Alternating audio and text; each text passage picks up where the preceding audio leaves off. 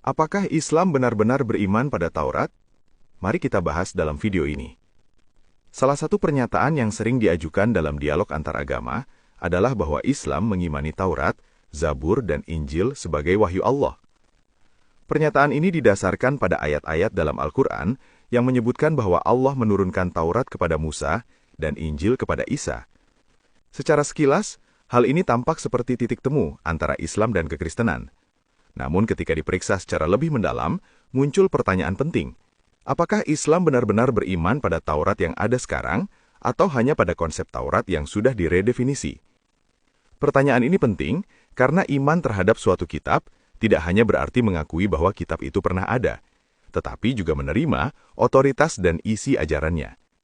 Jika sebuah agama mengakui suatu kitab sebagai wahyu Allah, tetapi sekaligus menolak atau mengubah isi yang ada di dalamnya, maka muncul ketegangan logis yang perlu dijelaskan. Pengakuan terhadap Taurat dalam Islam. Al-Quran menyebut bahwa Taurat adalah kitab yang diturunkan kepada Musa dan mengandung petunjuk serta cahaya. Dari sudut pandang ini, tampak bahwa Islam memberikan pengakuan terhadap Taurat sebagai wahyu ilahi. Namun disinilah muncul pertanyaan penting. Taurat yang mana? Taurat yang dikenal dalam tradisi Yahudi dan Kristen adalah 5 kitab pertama dalam Alkitab. Kejadian, Keluaran, Imamat, Bilangan, dan Ulangan. Kitab-kitab ini telah disalin dan diwariskan selama ribuan tahun, dan naskah-naskah kunonya masih dapat ditelusuri dalam berbagai manuskrip. Jika Islam benar-benar mengimani Taurat, maka secara logis, seharusnya isi Taurat yang ada sekarang diterima sebagai wahyu Allah. Namun kenyataannya tidak demikian. Penolakan terhadap isi Taurat. Banyak ajaran dalam Taurat yang tidak sejalan dengan teologi Islam.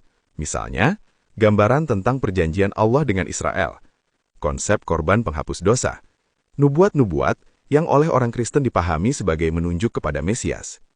Jika Taurat dianggap wahyu Allah yang otoritatif, maka menolak isi utamanya berarti menolak wahyu tersebut. Disinilah muncul sebuah dilema logis. Jika Taurat yang ada sekarang benar-benar wahyu Allah, maka ajarannya harus diterima. Jika ajarannya ditolak, maka Taurat tersebut dianggap telah diubah. Sebagian besar ulama Muslim memilih opsi kedua, dengan mengatakan bahwa Taurat telah mengalami tahrif, yaitu perubahan atau korupsi teks. Namun pernyataan ini menimbulkan masalah baru, masalah klaim perubahan kitab. Jika Taurat telah diubah, maka muncul beberapa pertanyaan kritis. Pertama, kapan perubahan itu terjadi? Jika perubahan terjadi sebelum masa Muhammad, maka mengapa Al-Quran masih menyebut Taurat sebagai kitab yang berisi petunjuk? Kedua, di mana bukti historisnya? Studi manuskrip modern menunjukkan bahwa teks Taurat yang ada sekarang sangat konsisten dengan naskah-naskah kuno, seperti The Dead Sea Scrolls, yang berasal dari ratusan tahun sebelum Islam muncul. Artinya, teks Taurat sudah stabil jauh sebelum abad ke-7. Ketiga, siapa yang mengubahnya? Untuk mengubah kitab suci yang digunakan oleh komunitas Yahudi yang tersebar di berbagai wilayah dunia, akan memerlukan konspirasi besar yang hampir mustahil secara historis. Tanpa bukti yang jelas, klaim perubahan kitab menjadi sulit dipertahankan secara akademis. Konsekuensi logis terhadap klaim wahyu. Jika Taurat benar-benar wahyu Allah, maka wahyu tersebut harus dapat dipercaya, dapat dipelihara oleh Allah, tidak hilang dari sejarah. Namun jika Taurat dianggap telah rusak total, maka muncul pertanyaan teologis yang serius. Mengapa Allah membiarkan wahyunya hilang atau rusak selama berabad-abad sebelum diturunkannya Al-Quran?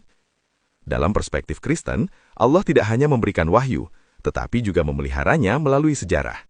Itulah sebabnya, teks Alkitab dapat ditelusuri melalui ribuan manuskrip kuno. Pendekatan kekristenan terhadap Taurat. Dalam iman Kristen, Taurat tidak dipandang sebagai kitab yang ditolak, melainkan sebagai bagian dari wahyu Allah yang menunjuk kepada rencana penebusan. Yesus sendiri berkata bahwa ia datang bukan untuk meniadakan hukum Taurat, tetapi untuk menggenapinya. Dengan demikian, kekristenan melihat kesinambungan antara Taurat dan Injil.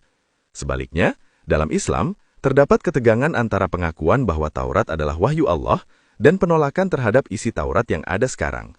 Ketegangan inilah yang sering menjadi titik diskusi dalam dialog teologis. Kesimpulan. Pertanyaan, apakah Islam beriman pada Taurat? Ternyata tidak sesederhana yang terlihat.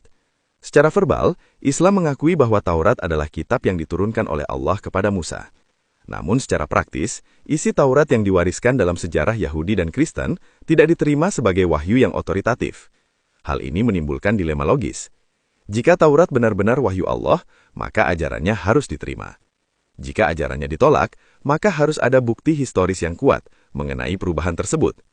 Tanpa jawaban yang memadai terhadap dilema ini, klaim bahwa Islam mengimani Taurat menjadi sulit dipertahankan secara konsisten. Bagi apologet Kristen, diskusi ini bukan sekedar perdebatan akademis, melainkan kesempatan untuk menunjukkan bahwa wahyu Allah dalam Alkitab memiliki kesinambungan sejarah, konsistensi teologis, dan dasar manuskrip yang kuat. Dan justru melalui Taurat itulah, menurut iman Kristen, Allah mempersiapkan dunia untuk kedatangan Mesias yang membawa penggenapan janji-janjinya.